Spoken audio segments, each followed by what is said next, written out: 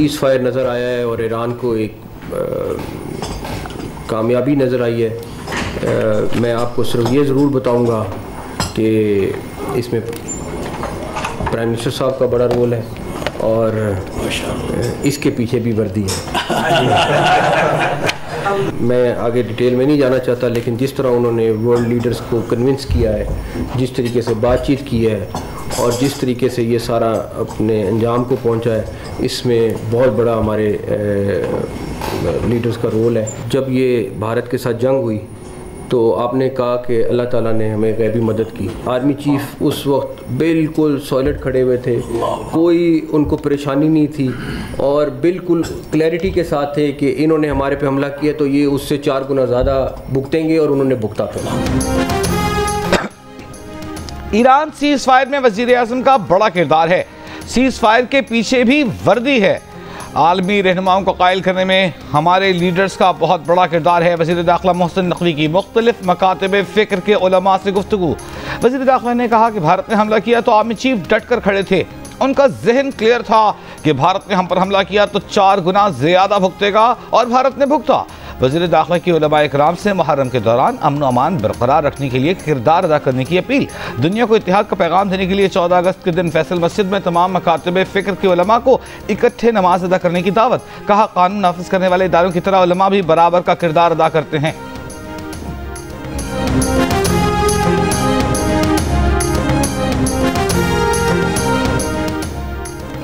Speaker कौमी assembly Ayaz Sadiq तनख्वाहों में इजाफे पर ख्वाजा आसिफ की तनकीद से नाराज।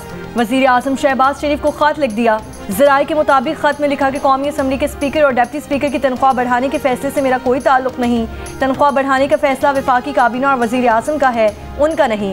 वज़ीर आज़म बेशक मेरी तनख्वाह ना बढ़ाएं, अपनी तनख्वाह का मामला। स्पीकर अयाज सादिक ने खत में ख्वाजा आसिफ के इल्ज़ामात का जवाब देने से गुरेज किया। वज़ीर दिफा ख्वाजा आसिफ ने गुज़श्ता रोज़ सोशल मीडिया पर एक बार फिर स्पीकर और चेयरमैन सेनेट की तनख्वाहों में इजाफे पर तनकीद करते हुए उसे कौमी खजाने का इस्तेहसाल करार दिया था।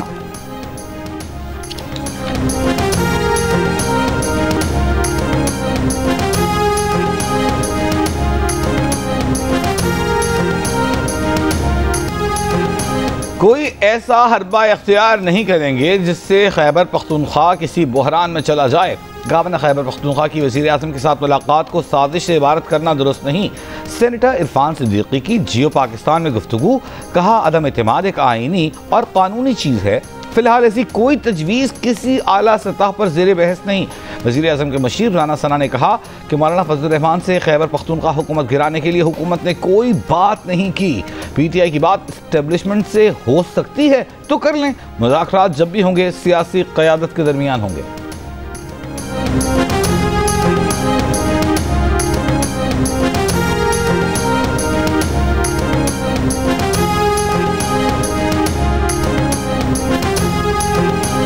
मुज़ाकरात जब भी होने हैं वो पॉलिटिकल गवर्नमेंट से होने हैं, पॉलिटिकल पार्टी से होने हैं और पॉलिटिकल लीडरशिप के दरमियान होने हैं। ये दोबारा चाहते हैं कि इस्टेब्लिशमेंट जो है वो दोबारा इनको कंधों पे उठाए और इनको जो है वो इस मुल्क के ऊपर जो है वो हुक्मरान बनाए, तो ऐसा बिल्कुल नहीं होगा। इनका रवैया जो है वो गैर सियासी है। ये जमहूरियत को डायलॉग से नहीं, डेडलॉग से चलाना चाहते हैं। ऑपोजिशन के पास एक रुकन भी ज्यादा हुआ तो खैबर पख्तूनख्वा हुकूमत तब्दील करना उसका हक है, उसमें साजिश की कोई बात नहीं। गवर्नर खैबर पख्तूनख्वा की वज़ीर आज़म से मुलाकात के बाद गुफ्तगू। जियो न्यूज़ से बातचीत में कहा, वज़ीर आला अली अमीन गनापुर के खिलाफ साजिश के लिए उनके अपने लोग ही काफ़ी हैं। वज़ीर आज़म से ANP के सरबराह एमन वली खान की भी मुलाकात। वज़ीर आज़म हाउस के मुताबिक एमन वली से मुल्क की मजमूई और सियासी सूरत हाल पर बात की गई। मरकजी तर्जुमान ANP एहसानुल्लाह खान का कहना है कि खैबर पख्तूनख्वा हुकूमत गिराने के किसी भी अमल में ANP शरीक नहीं होगी। ANP किसी हॉर्स ट्रेडिंग का हिस्सा नहीं बनेगी। गुज़श्ता रोज़ एमल वली और वज़ीर आज़म शहबाज शरीफ की मुलाकात में KP हुकूमत गिराने से मुतालिक कोई बात नहीं हुई।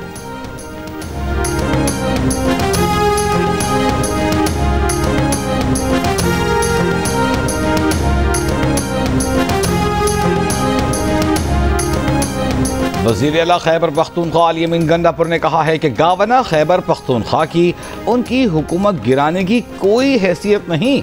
गवर्नर के पी काउंसलर की सीट भी नहीं जीत सकते। मीडिया से गुफ्तगू में कहा कि स्वात वाक़े की इंक्वायरी चल रही है, जहाँ जहाँ जिसकी गफलत पाई गई कार्रवाई करेंगे। गुज़िश्ता रोज़ अली अमीन गंडापुर ने वफाकी हुकूमत को चैलेंज करते हुए कहा था कि वो खैबर पख्तूनख्वा में उनकी हुकूमत गिरा कर दिखाएं। उनकी हुकूमत साजिश से ही गिराई जा सकती है। अली अहमद गंडापुर को या पीटीआई को अपोजिशन की ज़रूरत नहीं है, वो खुद अपनी अपोजिशन खुद है। अगर आज भी पीटीआई के बानी जेल में है तो वो उस पीटीआई की वजह से ही जेल पर है, पीटीआई की सियासत की वजह से ही जेल में है। जो इन्होंने अपने सबने 1.5 इंच की मस्जिद बनाई और जो इन्होंने अपनी एक पॉलिटिक्स की हुई है, वो खुद अपने दुश्मन है। अली अमीन गंडापुर या पीटीआई को ऑपोजिशन की जरूरत नहीं, वो खुद अपनी ऑपोजिशन है, उनको किसी से कोई खतरा नहीं। बानी पीटीआई आज अपनी पार्टी की वजह से जेल में है। सब ने 1.5 इंच की मस्जिद बनाई हुई है। सिंध के सूबाई वजीर शर्जील इनाम मेमन की पीटीआई पर तनकीद। कहा खैबर पख्तूनख्वा में अमन अमान की सूरत हाल ख़राब है, अपनी जिम्मेदारी छोड़कर ये इस्लामाबाद पर धावा बोलने की बात करते हैं। कहा जमात इस्लामी ने आज तक कुछ नहीं किया, ये सिर्फ तनकीद और मुजाहरे करते हैं। शर्जील मेमन ने कहा कि 93,118 टीचर्स को भर्ती किया गया है। इल्ज़ाम लगाने वाले भी इस बार भर्तियों पर तनकीद नहीं कर सकते।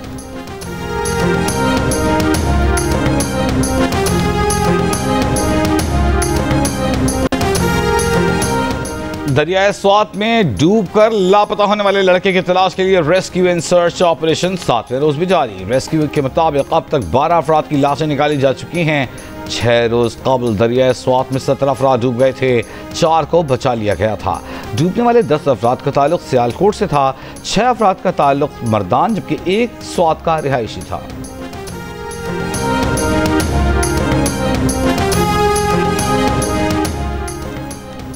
क्या सानिया स्वात की तहकीकात मुकम्मल हो चुकी? स्वात वाक़े के बाद एमरजेंसी रिस्पांस के क्या इंतजामात हैं? खुदा न खास्ता कुछ हो जाए तो क्या ड्रोन से फौरी रिस्पांस मुमकिन है? गफलत बरतने वालों का तयन जल्द किया जाए। सयाहों को महफूज माहौल और सिक्योरिटी फराहम करें। Chief justice Peshawar high court का हुक्म। सानिया स्वात की तहकीकात और दरियाओं को महफूज बनाने के लिए दरख्वास्तों पर समाअत के दौरान चेयरमैन इंस्पेक्शन टीम ने बताया कि मुख्तलिफ महकमों की कोताही सामने आई है। स्वात का दौरा किया है, तहकीकात जारी हैं। कमिश्नर हजारा ने कहा कि ड्रोन हासिल किए हैं जो लाइफ जैकेट्स पहुंचा सकते हैं। अदालत ने कहा कि ड्रोन्स को टेस्ट करें, कहीं ऐन वक्त पर नाकाम होना हो। आजमाइशी मश्क करें, देखें कितनी देर में एमरजेंसी में पहुंच सकते हैं। अदालत की सानिया स्वात से मुतालिक तहकीकाती रिपोर्ट पेश करने और कमिश्नर मालाकंद और RPO को रिपोर्ट अदालत में जमा कराने की हिदायत।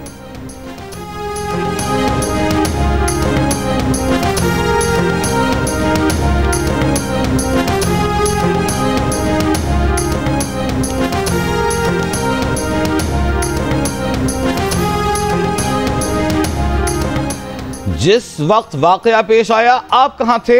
रेस्क्यू एहलकारों ने सैलाब में फंसे अफराद को बचाने के लिए क्या किया?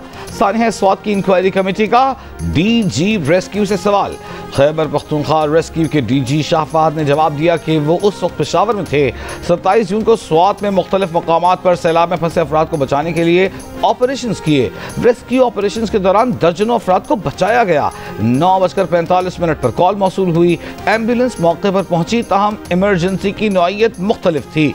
वाक़े की जगह पर गोताखोर, कश्ती और दीगर सामान भेजा। गोताखोरों ने मैंगोरा बाईपास रोड के करीब दरिया स्वात से 3 सयाहों को बचाया। स्वात वाक़े के बाद रेस्क्यू एहलकारों को मुअत्तल किया गया। इंटरनल इंक्वायरी कर रहे हैं।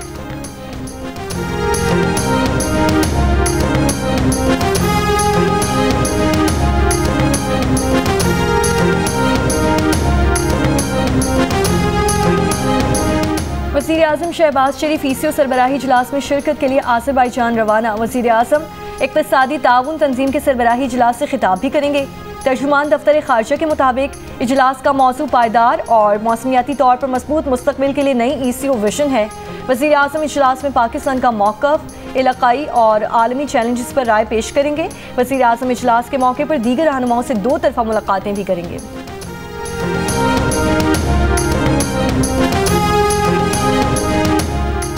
गवर्नर खैबर पख्तूनख्वा फैसल करीम कुंडी का लेडी रेडिंग अस्पताल का दौरा। बाजोड़ धमाके के जख्मियों की अयादत की। कहा धमाके के जख्मियों को इलाज की बेहतरीन सहूलियात फराहम की जाएंगी। बाजोड़ धमाके की FIR थाना CTD में दर्ज। वाक़े पर CTD की रिपोर्ट तैयार। रिपोर्ट में कहा गया है कि धमाके की जगह से मोटरसाइकिल के पुर्जे, बारूदी मवाद, IED के टुकड़े भी मिले हैं।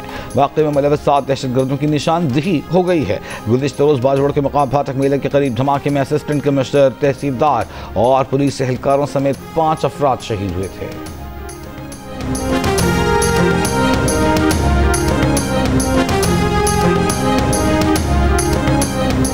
मुशीर इत्तलात खैबर पख्तूनख्वा बैरिस्टर सैफ का वफ़द के हमरा बाजोड़ का दौरा।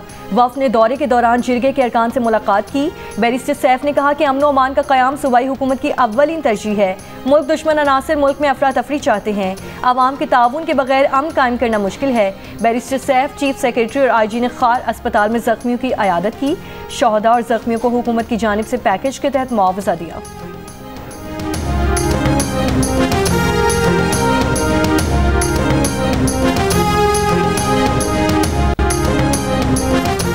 चौंतीस साल पुराने कत्ल के मुकदमे में सजाए मौत के कैदी की सजा उम्र कैद में तब्दील। सुप्रीम कोर्ट के जस्टिस अतर मिनल्लाह ने फैसले में लिखा कि अपील करने वाला उम्र कैद से भी जायद कैद काट चुका। 1991 में अपील कुनंदा कम उम्र था, उसका माजी का क्रिमिनल रिकॉर्ड भी नहीं मिलता। वो सज़ा कानूनी हैसियत नहीं रखती जो किसी को कमज़ोर और नाकाम निज़ाम इंसाफ के बायस बर्दाश्त करनी पड़े। इंसाफ में दाखिल का सबसे ज़्यादा निशाना वो अफराद बनते हैं जो माली लिहाज से कमज़ोर हैं और अपनी मर्जी का वकील रखने की इस्तिताअत नहीं रखते। ऐसा लगता है फौजदारी निज़ाम इंसाफ तफ्तीश से अपील तक ताकतवर बासर अफराद के इस्तेहसाल का शिकार हो जाता है। कमज़ोर और समझौता शुदा निज़ाम इंसाफ कानून की हुक्मरानी को नुकसान पहुँचाता है।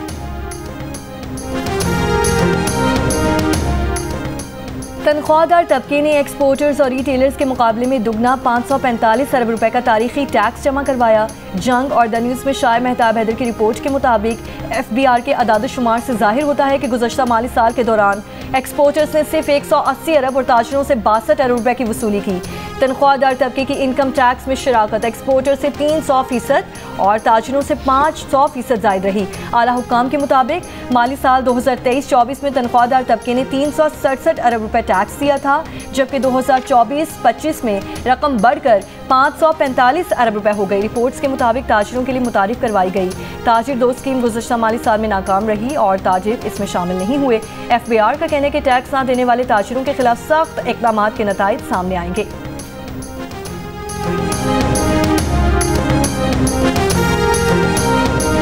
कौमी बचत स्कीमों के शरह मुनाफा में कमी। पेंशनर्स बेनिफिट अकाउंट और बहबूद सेविंग अकाउंट का मुनाफा कम करके 13.2% कर दिया गया। स्पेशल सेविंग सर्टिफिकेट का मुनाफा कम करके तकरीबन 10.5%, जबकि रेगुलर इनकम सर्टिफिकेट का मुनाफा 11% कर दिया गया।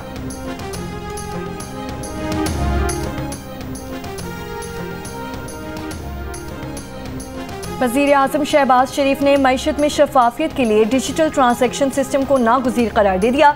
डिजिटल मईशत से मुतालिक इजलास में कहा, कैशलेस इकॉनमी से मुतालिक कमेटियाँ शिराकतदारों से मिलकर काबिल अमल तजावीज़ से शहरियों और कारोबारी इदारों के दरमियान अदायगियों को आसान बनाना ज़रूरत है। इजलास में वज़ीर आज़म को मईशत की डिजिटाइजेशन पर ब्रीफिंग दी गई।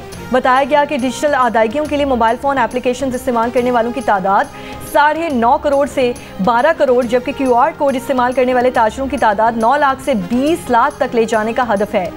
मजमूई डिजिटल अदायगियों को भी 7.5 अरब से 12 अरब रुपए तक बढ़ाया जाएगा। वज़ीर आज़म ने तमाम अहदाफ को दुगना करने की हिदायत की है।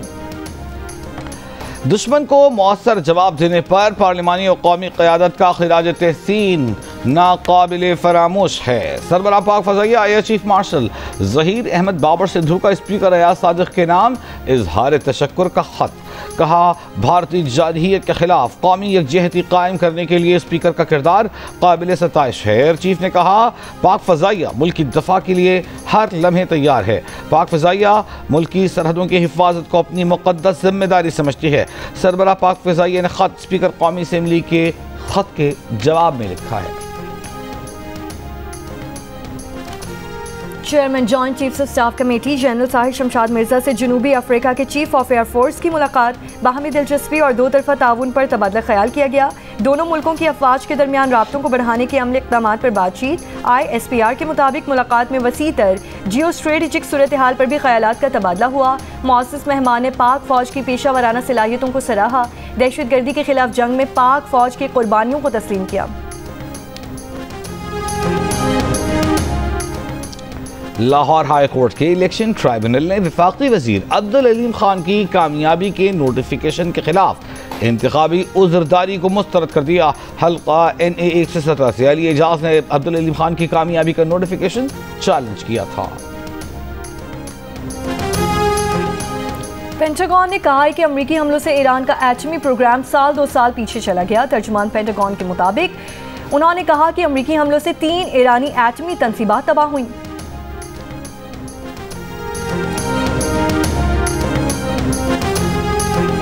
अमेरिका आने वालों के लिए नई वार्निंग, वीजा और ग्रीन कार्ड मनसूखी का नया कानून नाफिज। महकमा इमिग्रेशन ने कहा है कि दहशतगर्दी, तशद्दुद की तरगीब या ऐसी सरगर्मी पर अमेरिका में रहने नहीं दिया जाएगा। कानून तोड़ने वालों के ग्रीन कार्ड्स और वीजे मनसूख होंगे। व्हाइट हाउस के मुताबिक अमेरिका में गैर कानूनी तौर पर रहने वाला हर शख्स मुजरिम है। अमरीकी वजीर खारिजा कह चुके हैं कि कोई तालिब इल्म सिर्फ मुजाहिरों में शिरकत या अफरा तफरी फैलाने आता है तो वीजा नहीं देंगे। गजा में इमदादी मराकज़ पर तैनात अमरीकी सिक्योरिटी कॉन्ट्रैक्टर्स ने अपने साथियों की जानिब से खुराक के लिए जमा फ़लस्तीनियों पर दानिस्ता हमले का पर्दाचाक कर दिया। 2 कॉन्ट्रैक्टर्स ने शनाख्त जाहिर न करने पर खबर एजेंसी को बताया कि वो इन वाक़यात पर परेशान होकर हक़ाइक़ सामने ला रहे हैं। 2 अमरीकी कॉन्ट्रैक्टर्स ने बताया कि सिक्योरिटी अमला गैर तरबियत याफ्ता और भारी असलहे से लैस था। भूख से निढाल फ़लस्तीनियों पर बराह रास्त गोलियाँ चलाई गईं। ये इक़दाम बगैर किसी वाज़े ख़तरे के भी किए गए। वीडियोज़ में कॉन्ट्रैक्टर्स को इजरायली टैंकों के जरिए ताकत का मुजाहरा करने की बात करते सुना गया।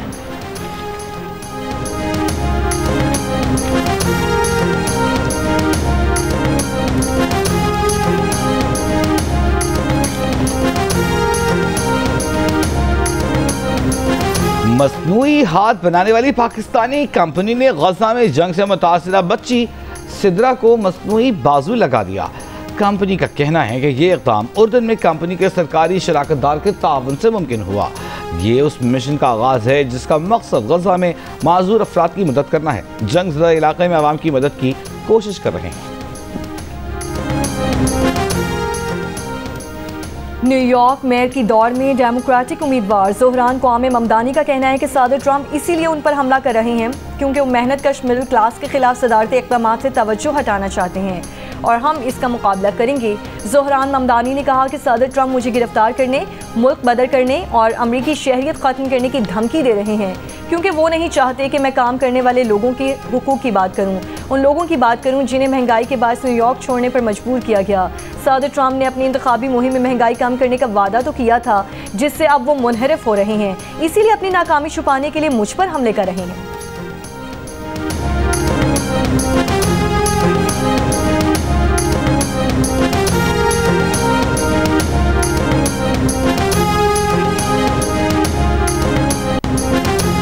कराची के जिन्ना अस्पताल में लाइफ सेविंग अद्वियात का बहरान। अस्पताल ज़राए के मुताबिक अहम इंजेक्शन खत्म होने पर जिन्ना अस्पताल कराची में मुतादिद ऑपरेशन मुलतवी। अस्पताल में इंडोस्कोपी के लिए दरकार इंजेक्शन और वाइटामिन के का स्टॉक खत्म। इंसुलिन सिरिंजेस और कैनुला तक दस्तयाब नहीं। अस्पताल इंतजामिया का मौक़िफ़ है कि ऑपरेशन मुलतवी नहीं हुए, अद्वियात मौजूद हैं। मज़ीद अद्वियात की फराहमी नए माली साल के बजट के बाद मुमकिन होगी। कराची के इलाके औरंगी टाउन मोमिनाबाद में फायरिंग, 3 अफराद जान बहक, 2 मुल्जिमान गिरफ्तार। मकतूलीन की शनाख्त गौसुद्दीन, गुलबख्त और अमीन के नाम से हुई। पुलिस के मुताबिक मकतूल गौसुद्दीन रिश्तेदारों के हमरा बेटी के घर आया था। घर में झगड़े के दौरान दामाद, हमीद और दीगर ने फायरिंग कर दी। गिरफ्तार मुल्जिमान में गौसुद्दीन का समधी और एक रिश्तेदार शामिल।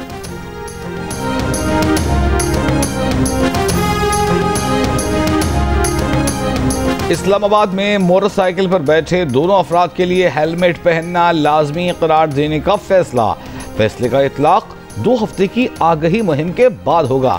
चीफ ट्रैफिक ऑफिसर के मुताबिक 2 हफ्तों बाद मोटरसाइकिल पर दोनों सवार के हेलमेट न पहनने पर जुर्माना होगा। प्लास्टिक की आलूदगी माहौलियाती खतरा है और इसे खत्म करना हमारी जिम्मेदारी है। दुनिया भर में आज प्लास्टिक बैग से छुटकारे का दिन मनाया जा रहा है। इस दिन का मकसद प्लास्टिक के थैलों के इस्तेमाल को कम करना और माहौलियात पर उसके मनफी असरात के बारे में आगाही बढ़ाना है। वज़ीर आला पंजाब मरियम नवाज का प्लास्टिक बैग फ्री डे पर पैगाम कहा, प्लास्टिक बैग्स रोज़मर्रा ज़िंदगी में थोड़ी सी आसानी मगर तबाही ज़्यादा फैलाते हैं। प्लास्टिक का इस्तेमाल कैंसर समेत दीगर मोहलिक अमराज की वजह बन सकता है। पंजाब में माहौल दोस्त कपड़े और कागज़ की थैलों के इस्तेमाल को फ़रोग़ दिया जा रहा है।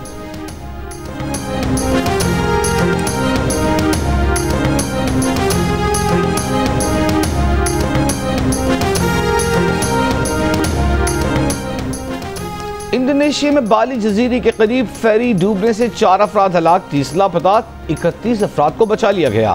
फेरी गुज़िश्ता रात बानियो वांगी पोर्ट से रवाना होने के आधे घंटे बाद डूब गई थी। फेरी में 65 अफराद सवार थे, जिनमें 53 मुसाफिर, 12 अमरीकी अरकान और 22 गाड़ियां भी शामिल थीं। रेस्क्यू एजेंसी के मुताबिक खराब मौसम और तेज लहरों के बायस तलाश और बचाव के काम में मुश्किलात पेश आ रही हैं।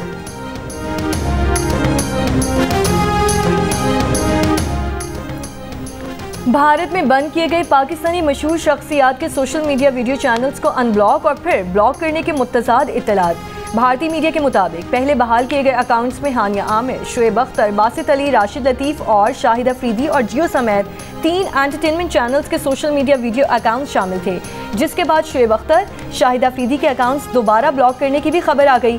ताहम भारत के हुकूमती ज़राए का कहना है कि अकाउंट्स तकनीकी खराबी के बायस अनब्लॉक हो गए, जिनको जल्द ही दोबारा ब्लॉक कर दिया जाएगा। भारतीय हुकूमत ने ब्लॉकिंग में रुकावट की वजह तकनीकी मसला करार दे दिया। बाज़ाब्ता तौर पर किसी पाकिस्तानी शख्सियत या चैनल्स के सोशल मीडिया अकाउंट की बहाली की तस्दीक नहीं की गई।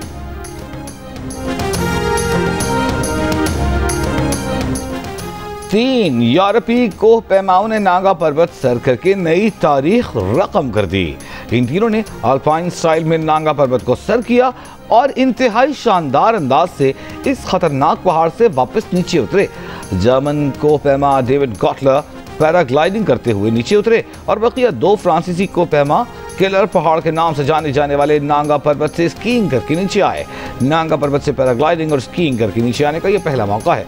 इन तीनों ने 21 से 24 जून के दरमियान ये पहाड़ सर किया। Pakistan women blind cricket team की मुमकिना खिलाड़ियों का ट्रेनिंग कैंप कल से मीरपुर आज़ाद कश्मीर में शुरू होगा। कैंप के दौरान पहले विमेंस ब्लाइंड वर्ल्ड कप के लिए टीम का इंतखाब किया जाएगा। वर्ल्ड कप हाइब्रिड मॉडल के तहत भारत और नेपाल में खेला जाएगा। सदर world blind cricket council Syed Sultan Shah का कहना है कि पाकिस्तान टीम के मैचेस नेपाल में होंगे। अगर पाकिस्तान फाइनल में पहुंचा तो फाइनल भी नेपाल में खेला जाएगा।